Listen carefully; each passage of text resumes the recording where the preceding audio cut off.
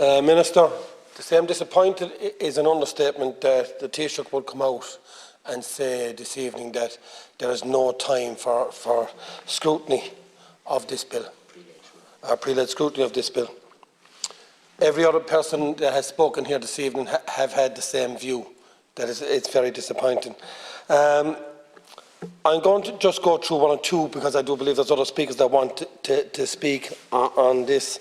And at no time, and I'm going to put it on the record, have I ever not taken public health advice. But I've given advice to people that had concerns about being vaccinated.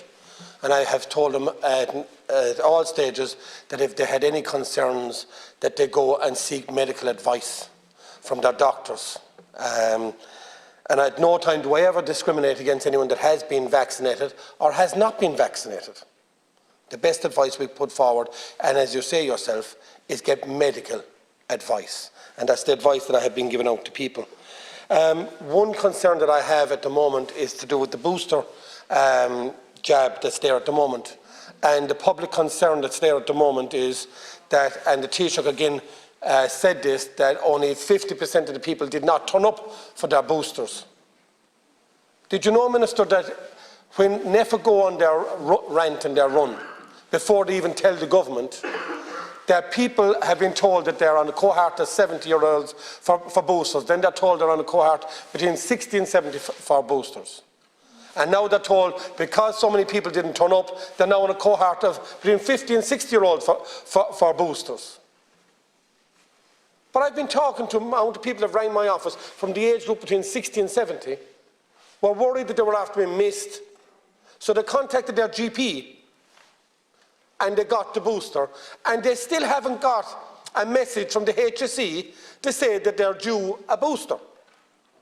And they've got it weeks ago. So the doctors in this country and in their practices are actually contacting their own people on their books in the age groups and contacting them to come in for their boosters because they haven't been called by the HSE.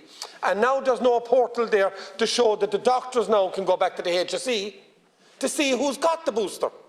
So now you don't know who's got the booster or not, because the system was wrong. And as well as that, when the text message came out for boosters, there was nothing there to show people whether you got a booster or not. It was a clear text to say you're called for a booster. There was nothing put down to say that I've already received it. So your data information that you have at the moment is not accurate, because you haven't got the information from the GPs. Now, one other thing that I would like to say is that NEFIT, the damage that they've done by leaking health advice before they discuss it with government, has shown in the hospitality sector, because they came out a week before ye to discuss this and what was going to happen on national television. They've leaked it, which caused cancellations throughout the whole country, and has actually brought hospitality, their business, down by 50%, even before ye announced it yourselves. NEFIT have ran wild, and ye allowed it. Ye allowed it at the very start. You've allowed it. So ye are the cause of hospitality sectors and other sectors that are being penalised by NEFIT coming out with statements without approval of government. They've cost this country millions upon millions upon millions. And have you sanctioned them for it? No. Because you let NEFIT run this country. Sorry, I'm going back to the amendment now here again.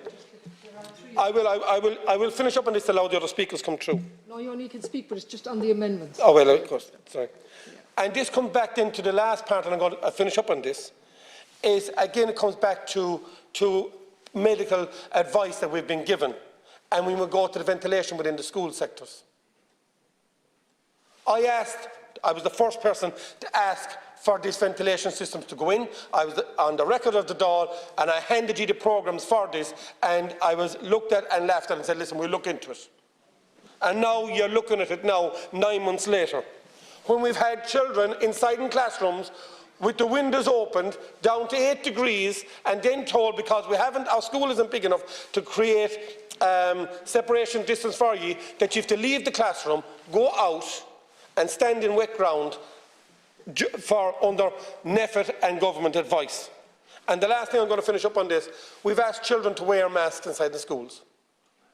And it now shows that if a child wears a mask for such a long time, that the carbon monoxide that they could endure is actually seriously damaging to their health. We've got to look at this. We have created safe environments, we've put in guidelines in place, and now you're looking about medical advice. There's medical advice there to say that the damage that can be done to young children by wearing masks long term is medically proven that can be damaging to their health.